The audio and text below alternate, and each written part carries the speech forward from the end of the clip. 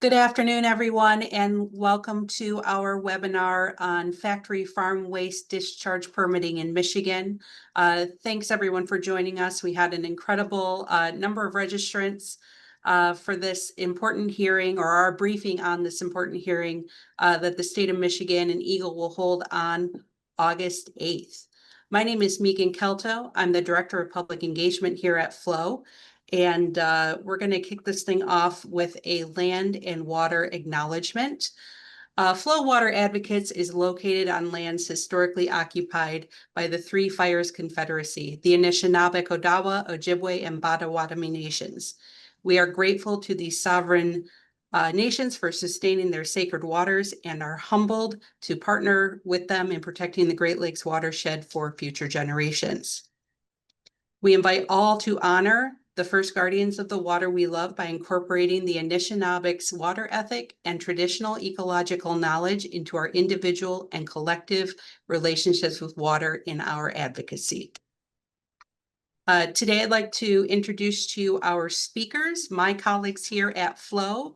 We have Carol Ann Sonderegger, who is our policy director, and she's going to open up our webinar by kind of giving you the background on this issue, why it's so important, why a water advocacy organization is talking about farms, which are sometimes located hundreds of miles away from our Great Lakes, but as she'll explain, it's all very interconnected.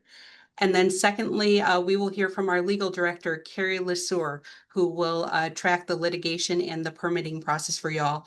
And then at the end, we'll have some time for audience Q&A.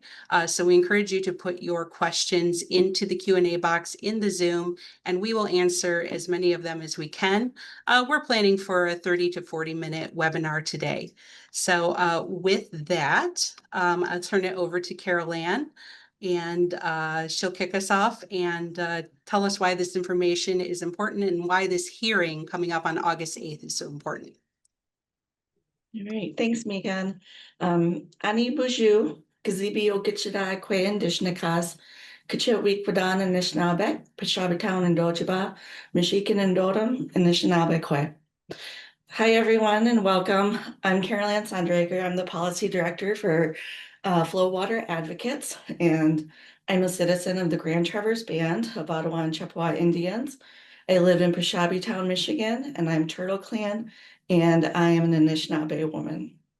So I just want to say thank you for joining us on this important conversation about how factory farm pollution is affecting our waters and our communities and what we can all do to make a difference. So we're here today because the Michigan Department of Environment, Great Lakes and Energy, or EGLE, is holding a public hearing on August 8th about the 2020 General Permit for Concentrated Animal Feeding Operations, or CAFOs.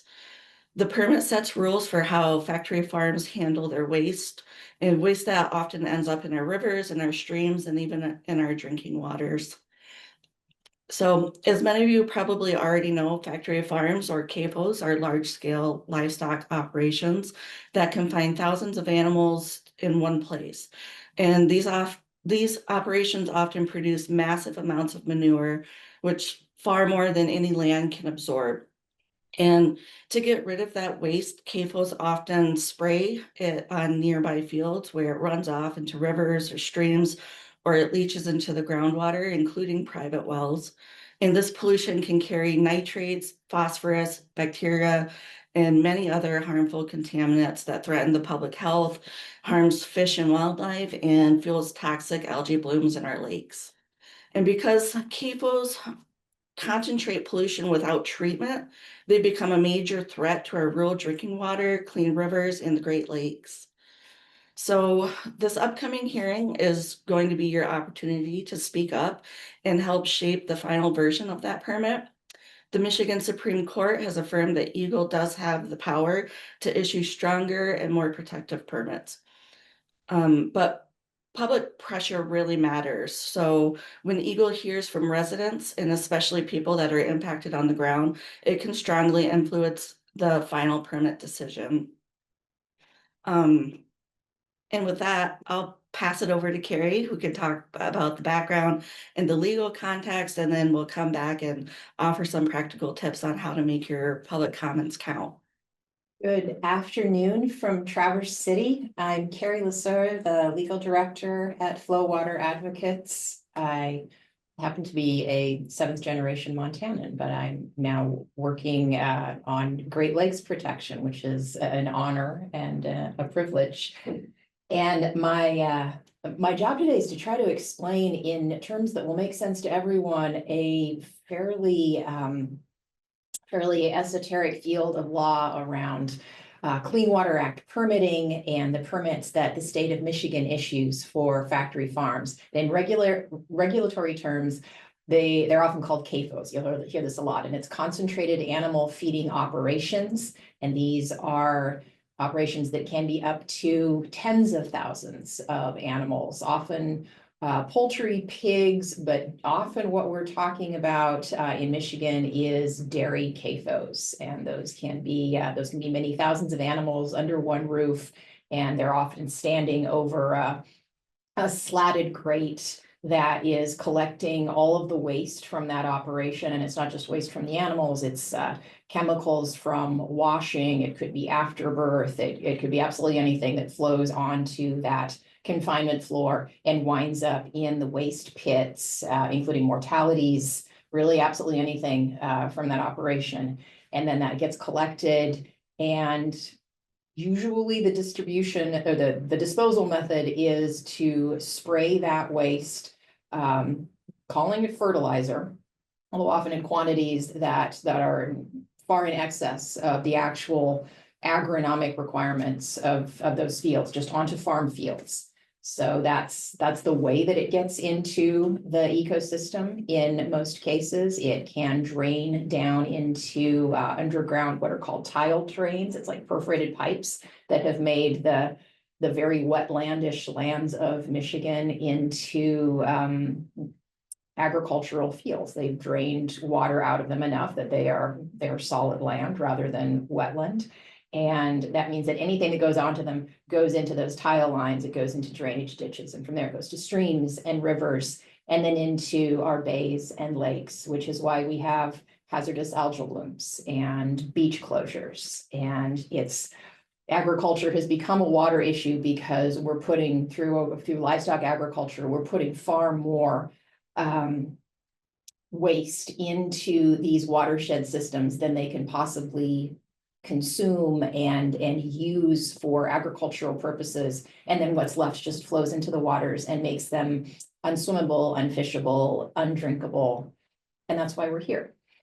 And the hearing that's coming up next week is the end of a very long path. We're still talking in 2025 about the 2020 general permit for CAFOs in Michigan. This is a Clean Water Act permit under a system called the National Pollutant Discharge Elimination System. So you hear NPDES, and that's what that acronym means, and you'll hear CAFO. So the NPDES-CAFO permit is a Clean Water Act permit that applies to these discharges from factory farms. And CAFOs are actually a defined point source under the Clean Water Act. Clean Water Act acknowledges that there are discharges from factory farms and that they need to be regulated to protect our waters. So the permit comes out every 5 years in Michigan. The 2025 is already delayed because we're still negotiating and debating over the 2020. But the 2020 general permit came out in its draft form back in the spring of 2020. And at that point, a coalition led by Michigan Farm Bureau, a number of industry associations, and over 100 individual CAFO operations. They're usually corporatized in some way. So 100 CAFO corporations and these farm business organizations disputed the terms of that general permit. They didn't like that it had some tighter terms than the previous 2015 general permit had. So they launched a contested case that goes before an administrative law judge. And then they asked a question of the Michigan courts. They said, does EGLE really have the power to implement more protective standards for individual CAFOs than the regulations already prescribe. And that question went all the way to the Michigan Supreme Court. It took a couple of years. It came back down. The contested case continued, and finally a decision came from the administrative law judge just within the last year. And now we are at the point, this August 8th hearing is going to be EGLE director, and that's another acronym when I say EGLE. If you're not familiar, this is the Department of Environment, Great Lakes and Energy. It used to be DEQ. I think before that it was actually DNR, but we've evolved to EGLE, and you can call it whatever you want. So EGLE director Phil Roos is going to preside over a hearing to hear final arguments by the parties that originally brought the contested case, by the agency, by the interveners, which include flow water advocates and several of our coalition partners on water issues in Michigan. And then there will be an opportunity for public comment. And because industry has been so aggressive on this question and so tried to restrict regulation, it's incredibly important for members of the public who have been affected by CAFO pollution to come forward and ask the agency to be equally assertive in protecting our public trust rights to waters that are swimmable, fishable, drinkable. Because you're not just affected by CAFO pollution if you live right next to one or you live next to one of the application fields. You're affected if that pollution comes downstream and so overloads your municipal water treatment facility that they're forced to build a $25 million additional facility to filter nitrates so that your city drinking water remains drinkable. And this has happened to city after city. It's happened in Detroit. It's happened in Des Moines. Major cities are experiencing this impact. And it's a net transfer of wealth from those urban populations to the people upstream who are just dumping their waste into the rivers and expecting the cities to pay for it. So I think at this point, I'm supposed to hand off. I'm very happy to answer questions, but I think I'm supposed to hand off for some guidance on how to present these comments, how to be effective in your comments, and what that opportunity will look like. Yeah, thank you. So this comment period is the final opportunity to weigh in on that 2020 general permit. And as you know, Carrie said, it's long overdue. So even though that permit was never finalized, many CAFOs are still operating under even older permits from 2015. And that's why it's going to be really critical to hold EGLE accountable to issue stronger and more protective permits. And there are a couple of pointers that I can give for effective public comments. And the first one is to be specific. Share how CAFO pollution is affecting you or your community or the water that you rely on. Personal stories and lived experiences are very powerful, and they tend to stick with decision makers. Another is to connect to the public interest. So reminding EGLE that clean water is a right, not a privilege. And this permit impacts everyone downstream. You can call for stronger protections. For example, ask EGLE for enforcement timelines or inspections or enforceable timelines for inspections and compliance. And then, just keep it clear and very brief. You don't need to be a technical expert. Just speak from your experience, your values, and your community concerns. And then finally, as we have already stated, if you can't attend the hearing, you could still submit written comments before Thursday, August 7th by 5 p.m. To eagles-permit-appeal@michigan.gov, and we can drop that in the chat. And so with that, I'd just like to thank you all for showing up and standing up for Michigan's waters, and we can open it up for questions. Thanks, Carol Ann.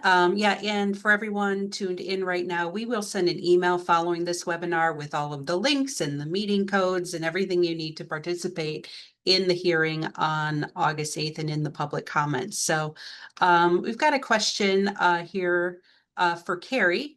The question is did the 5-year 2015 permit expire in 2020? And if so, what has happened between 2020 and now as the permit is being negotiated? This is a great question. It's one of the first questions I asked when I learned about the permitting program in Michigan. The 2015 permits and the certificates of coverage that apply to each individual CAFO have been administratively extended. And so they're all still covered by the 2015 permit and whatever rules and standards applied there. Even though it's 2025, we should actually be 2 permits later by now. In 2020, the general permit came out in draft format, I believe, in March, and it was anticipated to be finalized later in the summer. So under a normal pattern, we would already have a 2025 general permit that would reflect our growing understanding of the kind of damage CAFO pollution does. But instead, we're still 10 years back.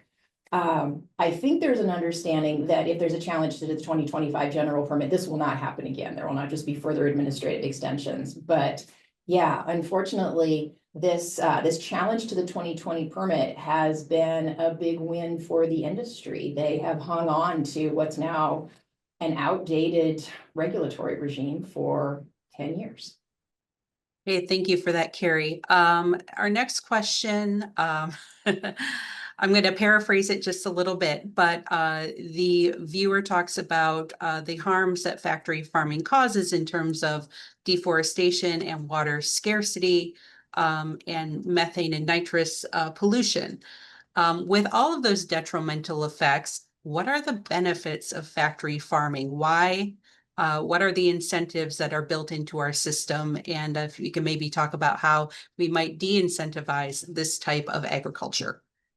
Well, factory farming is profitable and it receives subsidies from the federal government through the Farm Bill. The budget bill that just passed a few weeks ago includes some significant support for this industry, and I think it's related to some of the executive orders.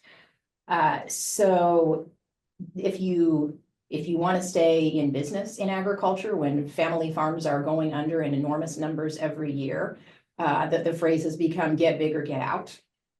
So the fact that so much of our animal products are coming from this business model makes it that much more difficult for a smaller model to succeed. So one of the things we're doing at Flow Water Advocates is getting to know the smaller farm model and what the challenges are. One of the big challenges, for example, is that a lot of farmers markets, a lot of small community supported agriculture programs take SNAP benefits. So people are able to use federal food benefits to buy these locally grown, locally produced foods that are likely to be healthier and contribute more to the local economy without the kinds of pollution drawbacks that factory farms have.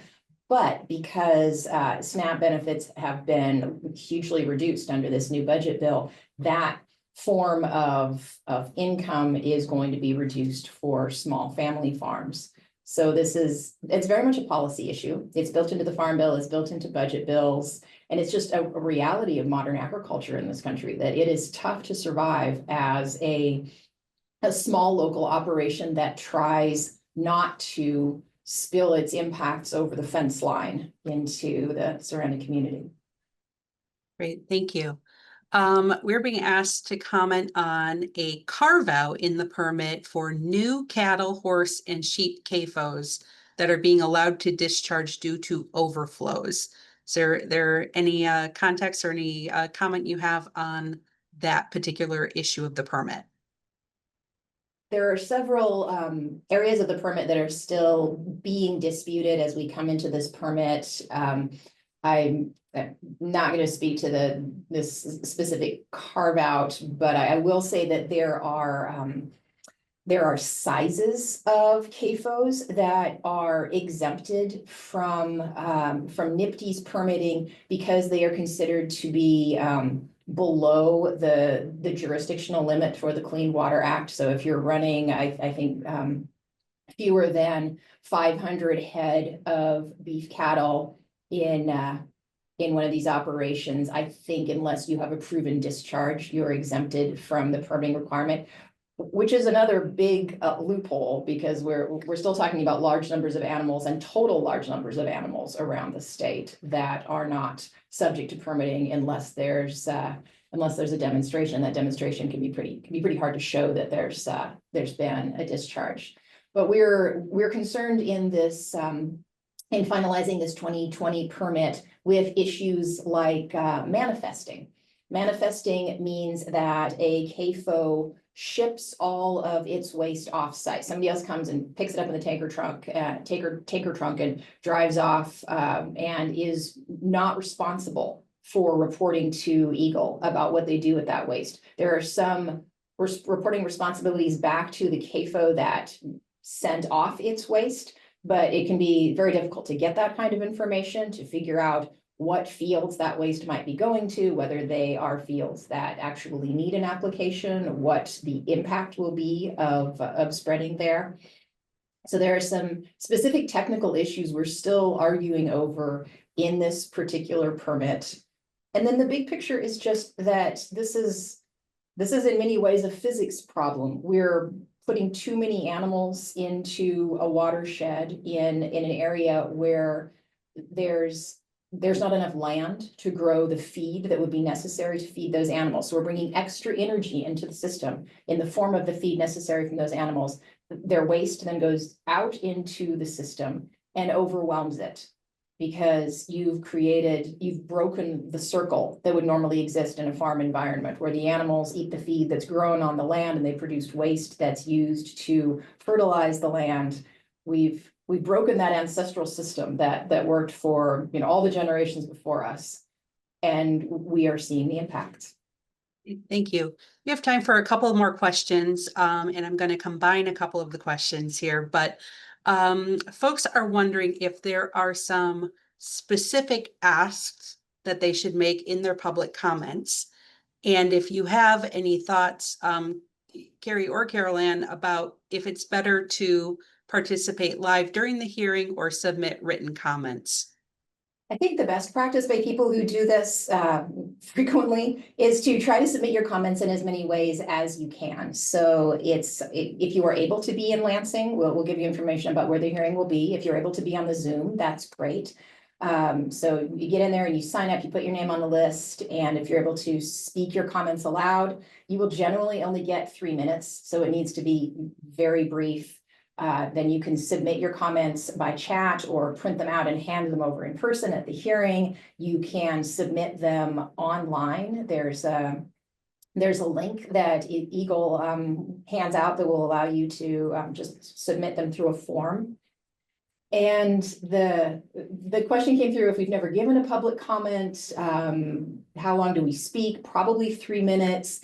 And there will be attorneys present. There will be people making these technical arguments. And I think the important thing for community members to communicate to EGLE is that this affects you personally. That's not just an industry behind walls. It affects the rivers I kayak on. It affects your municipal water treatment facility. It affects your water rates. It affects your ability to go to the beach, to swim in your river, to enjoy the incredible natural heritage that belongs to every resident of this state. And I think speaking from your personal experience about that is really the most important message to get across to the agency. Yeah, and I'll just add in real quick, Carrie, that because I do believe that they will be able to submit comments during the actual public hearing if you're not there, like you said, entering into the chat. But the EGLE permit appeal did say to if you want written comments, you can email them by August 7th to the email that I provided in the chat as well. So that's just another avenue to go down. And if you're not able to see the chat, that's EGLE, all in caps, -permit appeal at michigan.gov. Send your comments there by next Thursday. Great. And once again, we will provide all this information in an email shortly to follow this webinar. We will also have a recording of this available on YouTube. So when you see that pop up, if you want to share it with any of your friends and neighbors who might also be concerned about this issue, we would really appreciate your help in getting the word out about this permit issue and about the August 8th hearing. So we're coming up on 12:30, so we'll get to wrapping it up. But again, thank you everyone so much for being concerned about this issue.